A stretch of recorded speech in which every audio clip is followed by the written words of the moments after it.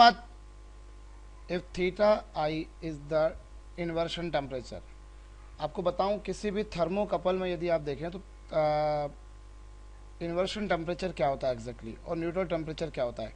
आपको जानकारी के लिए मैं बताऊं कि if you plot a graph between EMF, इस एक्सिस पर आप ले रहे हो ईएमएफ ऑफ थर्मोकपल और इस एक्सिस पर ले रहे हो आप temperature of hot junction.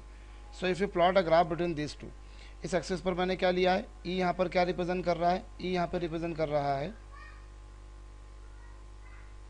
Thermo EMF और टी एच जो है it is representing temperature of hot junction. यहाँ पर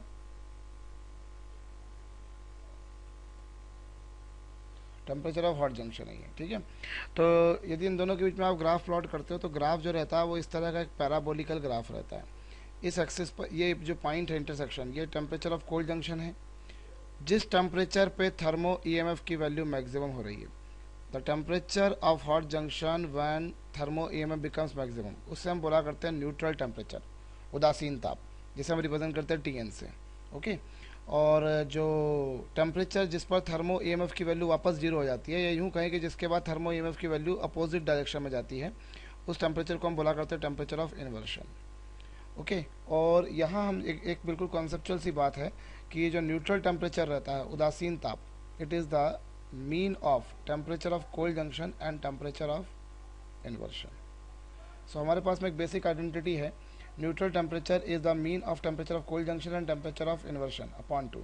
ओके, सो इस बेसिस पर हम क्या बोल सकते हैं, अब यहाँ पर मैंने जिसको टी लिखा है उसमें क्वेश्चन में यहाँ पर थीटा दे रखा, तो थीटा एन की वैल्यू किसके इक्वल होगी, it is equal to theta C plus theta I upon 2।